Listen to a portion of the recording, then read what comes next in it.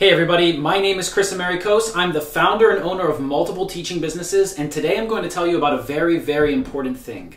It's called the myth of the native speaker. And what does it really mean to be a native speaker? What does it mean to be a non-native speaker? And how does that affect teachers and students of English? So we're going to talk about all of that today. We're going to talk about the current beliefs, why people believe those ideas, and where those ideas come from. We're going to talk about who's better. Who's better at teaching? Who's better for you as a student? And is there really a big difference between having a native speaking teacher and a non-native speaking teacher as your teacher of English? We're going to talk about how this influences the market and how businesses operate according to this idea. And most importantly, we're going to talk about 5 myths about native speakers. So without further ado, let's jump right in. All right, so the first thing that we need to talk about today is the current beliefs. What do people believe right now about native speakers and non-native speakers? In the last 11 years, when I've been setting up businesses, hiring teachers, training teachers, and helping teachers set up their own 6-figure teaching businesses, I have noticed a lot of trends. And these trends might be good or bad, but I'm not here to judge, I'm just here to report them to you. So right now, I can tell you from my experience, and I've dealt with hundreds of thousands of students and teachers, I can tell you that most people out there believe that a native speaking teacher is better than a non-native speaking teacher. And they make that judgment based solely on where that teacher comes from, right? Where their passport's from, where they were born, something like that, where their parents were from, right? And so that's usually what people consider to be a native speaker or a non-native speaker. And we're going to talk a little bit more about what exactly it means to be in one of those categories just in a few minutes. But right now, let's talk about the beliefs that they have. So people usually believe that if they study English or any language with a native speaking teacher, that this is going to be better and more effective than studying with a non-native teacher. And that's not necessarily true. When we talk about the myths, I'm going to explain why. But that's something that a lot of people believe today. And so that leads them to look for a native speaking teacher over a non-native speaking teacher. And there's a lot of bad things that are happening out there on the language teaching market that are due to people believing this idea, even though it's not true. So what really is a native speaker and what is a non-native speaker? Well, these are just broad categories, right? And we can break them down into different groups or subcategories. So native speaking teachers are typically thought to be from the United States, the United Kingdom, Canada, Australia, New Zealand, and sometimes people also include South Africa.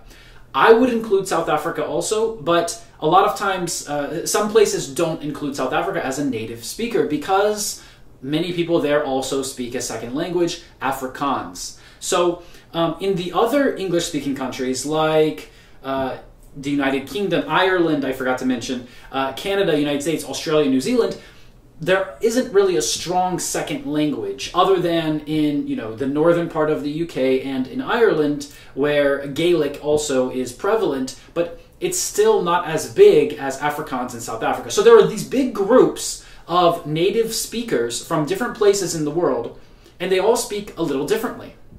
So when someone hears a native speaker, what exactly do they hear? There are lots of different versions of being a native speaker. There are a lot of opportunities, possibilities, different ways that you could hear someone and understand that they're a native speaker or not. And if you use these categorizations or classifications, then it might bring up a lot of problems or cause a lot of problems for you because you might hear someone from the United States and think that they are not a native speaker because they don't speak British English. Or you might hear someone from Australia and think they're not a native speaker because they don't speak American English. So that's the big problem here, is that there are lots of types of speakers other than just native and non-native. Another issue is that some native speakers of English also can speak a second language or also can speak the language of the students. In the teaching community, we call that the L1, right? The first language. And so when we're teaching them, we can actually access that first language of theirs or second language of the native speaking teacher. And we can use that as a tool to deliver information to them. So we can explain more things and we can understand the background of where they're coming from linguistically because we understand more about their language and more about how they have learned English up to this point, right? We understand the differences between where they're coming from and where they need to go. And that gives us some extra strength, ammunition. It gives us some benefits or pluses, advantages that we can use when we're teaching them. So when we talk about non-native teachers, it's the same case. Some of them are able to speak English very, very well, almost at a native level. And some of them aren't. Let's be honest, right? Some non-native teachers can't speak very well and actually can't teach very well too. But that's the same as native speaking teachers, right? When we talk about qualifications and knowledge of how the language operates and works, then it doesn't really matter if you're a native teacher or a non-native teacher because it requires experience, it requires studying. Some people would refer to that as certification or qualification, but I don't think it's about a piece of paper. It's about how you have studied this and used it and your experience explaining it and helping people learn. So both non-native and native might have this problem, right? They might not actually understand how to teach English as a foreign language, which is a lot different than just teaching English as a first language to someone who already speaks English, like at a school or a university. So we have these different categorizations, and sometimes it's difficult to really understand what the difference is, and it's hard to really understand where the pluses and minuses are of studying with one group of versus the other group, right? With natives or non-natives. Another issue with non-native speakers is that while most of them can explain this in their own language to someone, when it comes to bringing up examples and accessing deeper knowledge that requires lots of time of using this language, lots of experience of using the language, then that becomes a lot more difficult for them, right? They don't have examples that are readily available to them as much as native speakers do.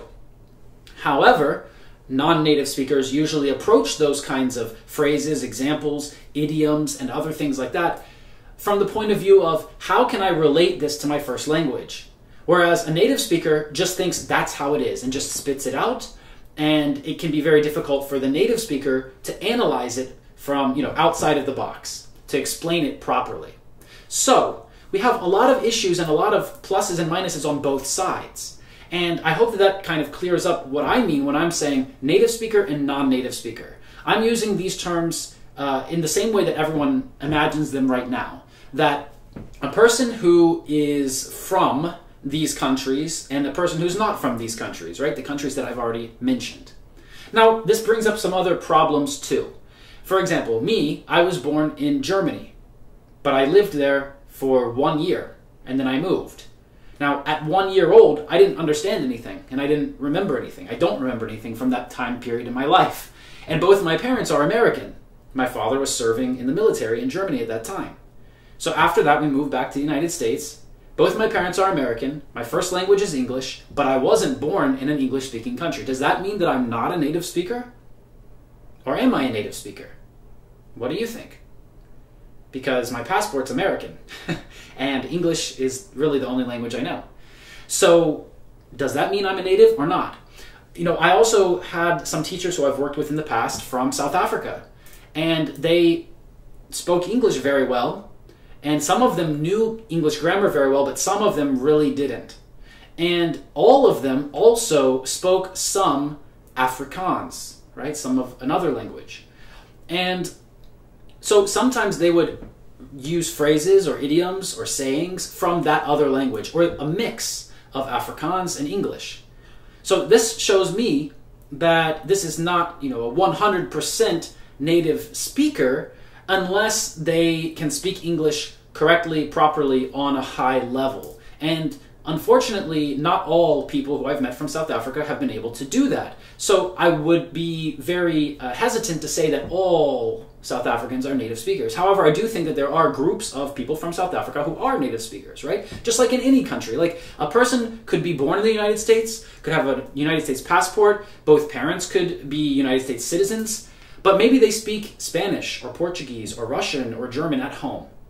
And all of their life growing up, they spoke this other language. And maybe they have a slight accent now. That's also possible. Are they a native speaker or not? So you see how difficult this can become. I've also worked with teachers from Singapore who speak English and Chinese. And when they spoke English, it was perfect. I couldn't notice any kind of accent. Of course, it wasn't American English. It was more related to British English. And when we spoke, they understood everything I said. I understood everything they said. Sometimes I got the feeling that we didn't really understand each other 100%. But 90% is really good, right? And so for me, this person was on the level of a native speaker.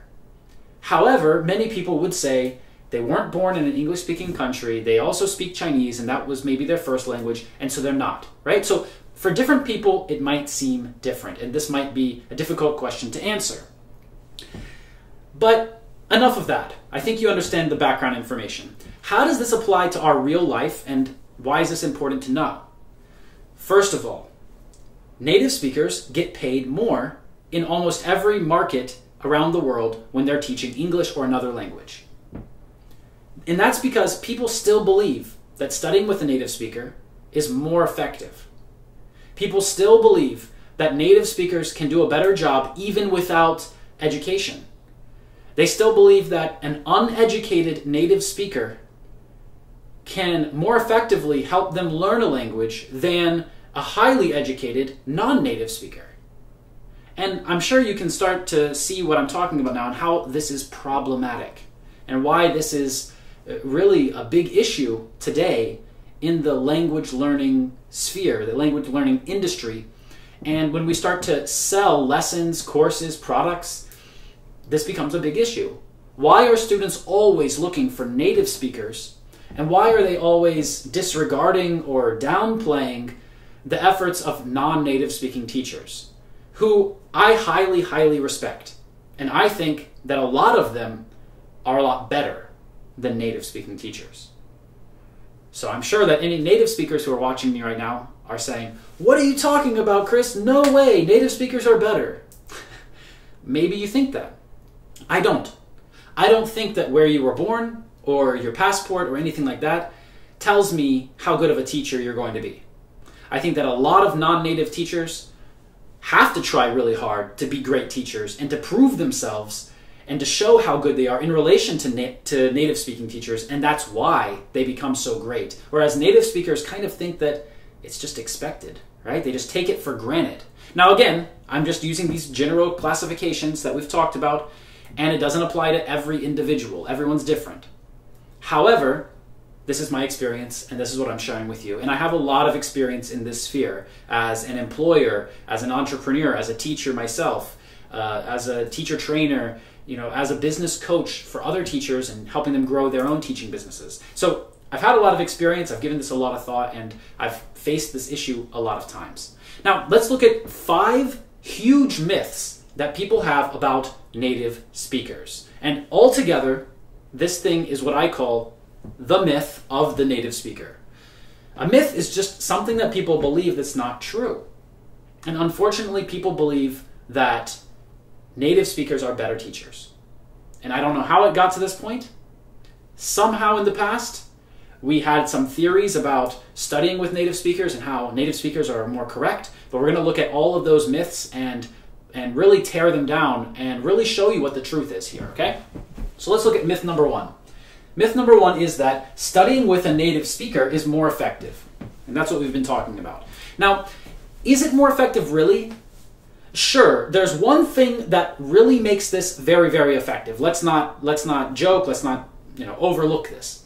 The most effective thing that comes from just this category, native speaker, is that the learner feels himself or herself like he or she can now speak with a real speaker of that language, right? This is something that a non-native teacher cannot do, or it will be very, very difficult for that person to do. They would need to spend a lot of time in a different place in order for the students to think of them at the same level as a native speaking teacher. Because when a student has a teacher who also speaks their first language, then it's like a safety net, right? They can always fall back and go back to their first language if they don't understand something. And they know that that person will be able to support them in that conversation in the first language. However, if you have a non-native speaker who absolutely doesn't know the first language of the students, then they can't do that, right? They're forced to use English to move forward.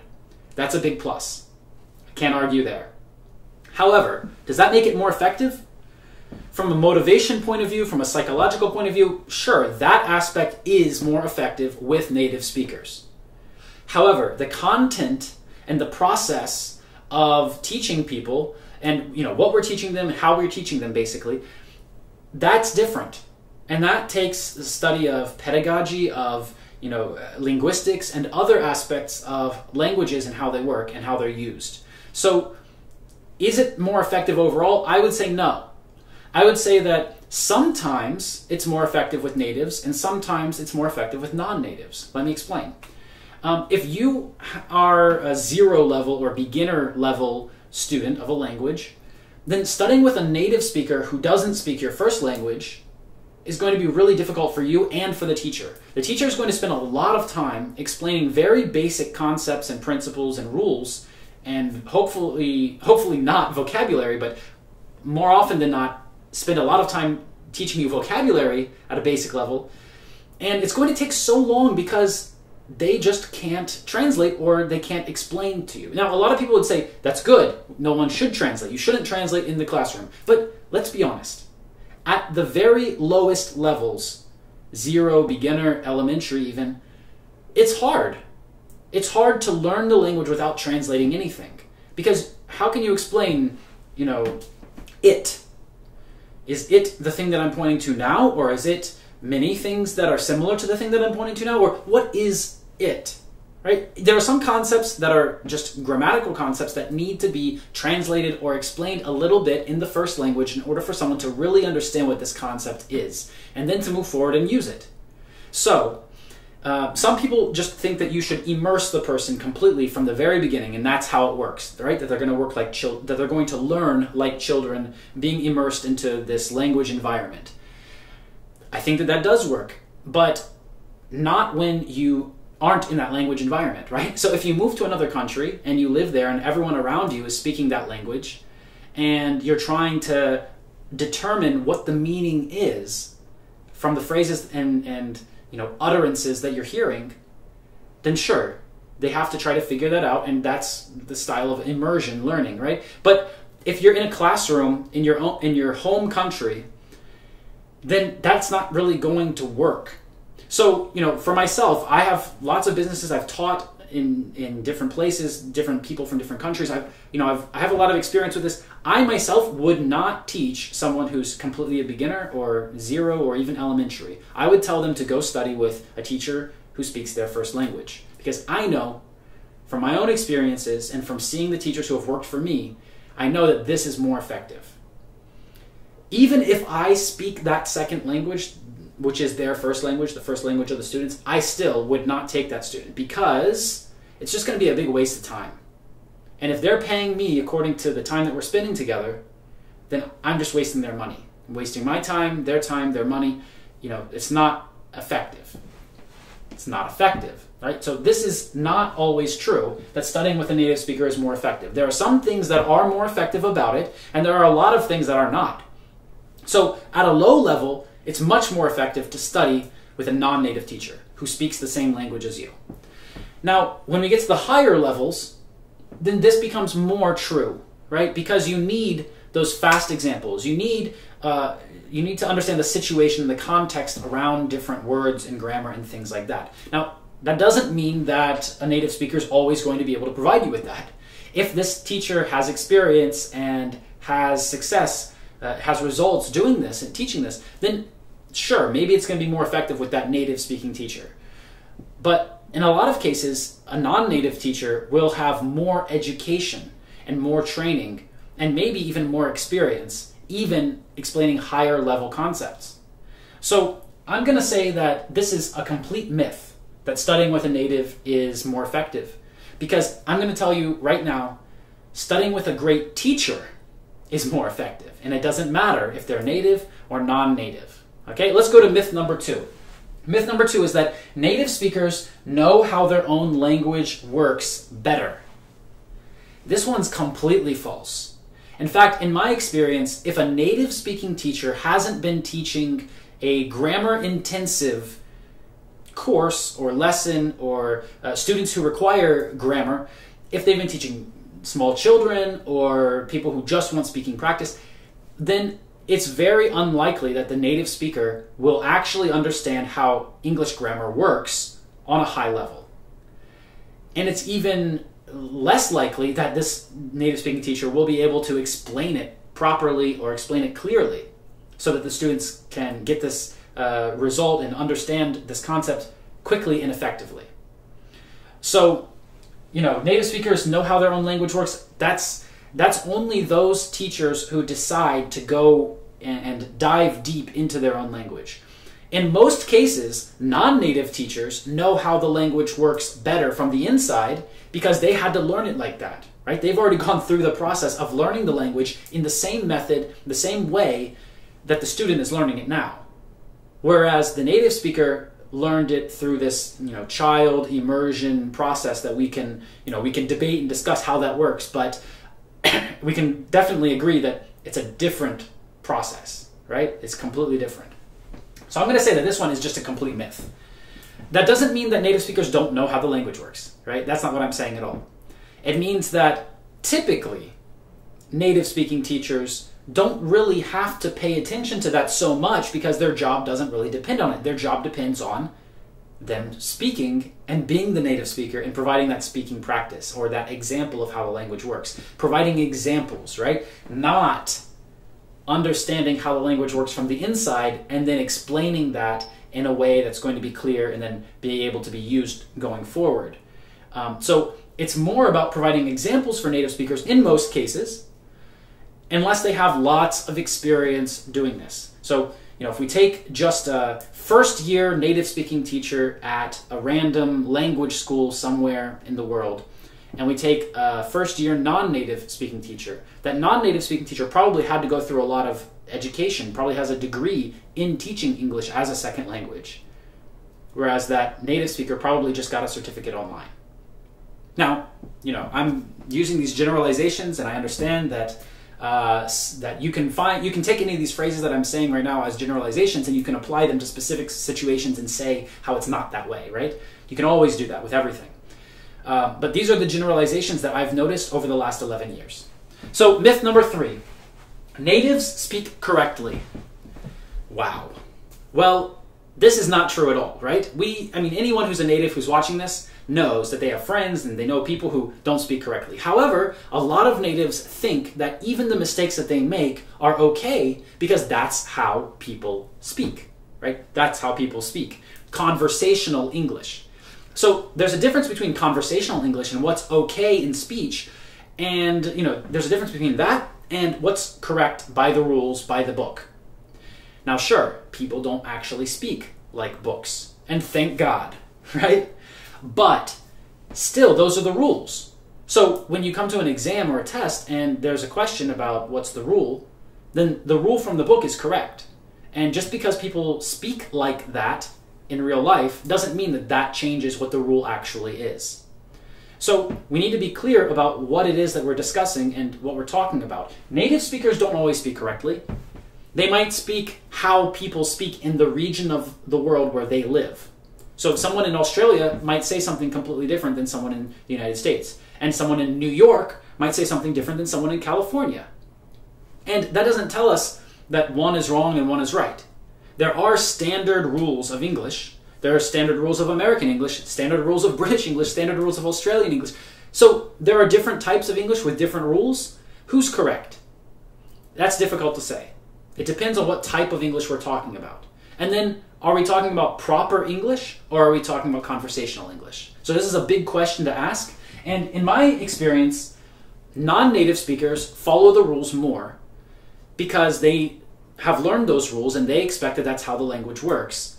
And native speakers, they know the rules on a subconscious level, and then they break the rules according to their regional version of the language.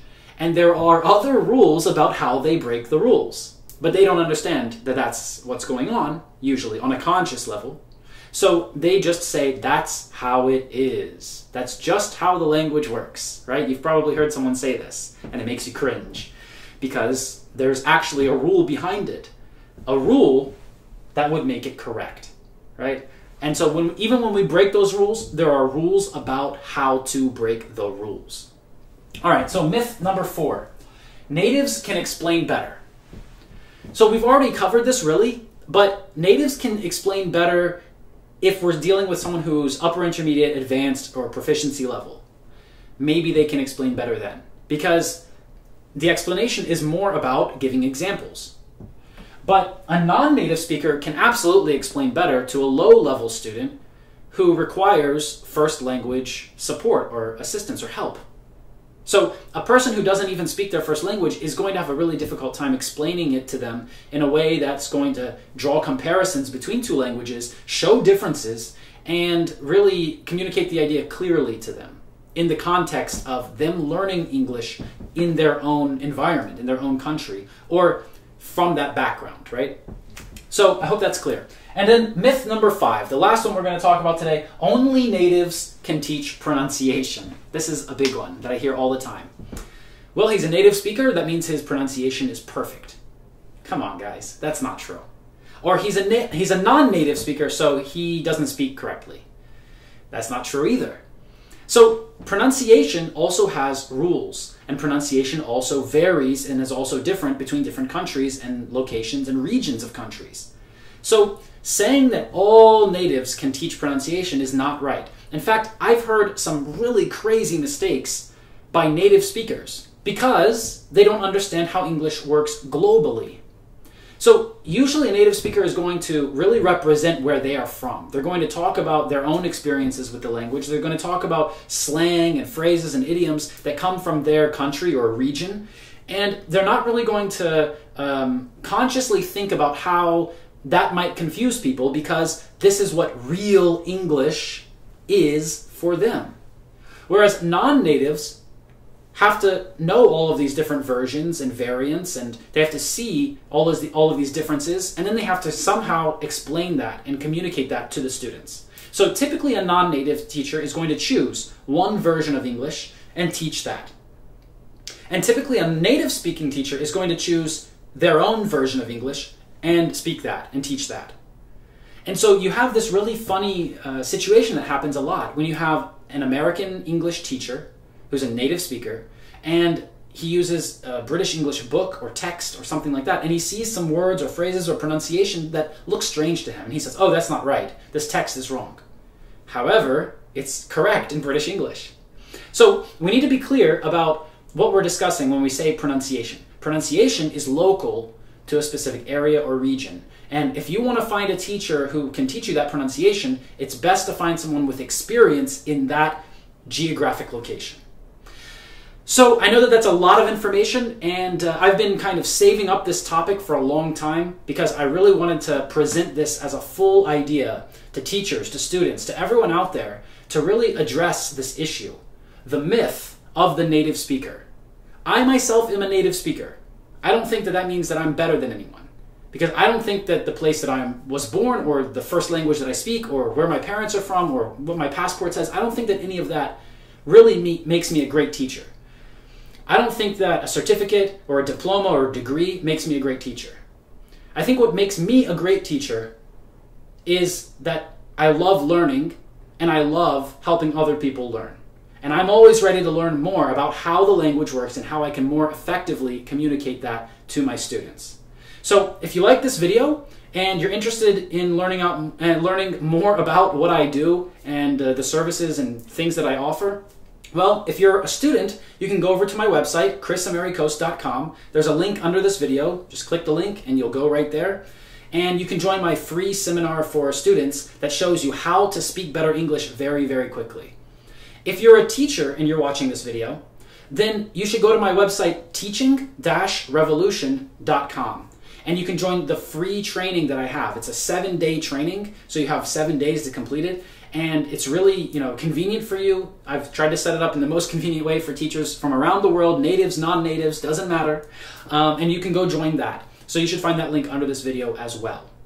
All right, so that's it for the video today. If you liked it, please press like, share this video with other people who you think might need to hear it. There really are a lot of people out there who probably need to hear this message. And some people are going to disagree with me. That's fine. You can write, you know, your angry comments below this video. There's going to be a lot of people who say, finally, somebody's talking about this. And you can write your positive comments under this video as well. All right, I look forward to seeing you in the next video. Thank you so much for taking the time to watch this one, and have a great day. Bye-bye.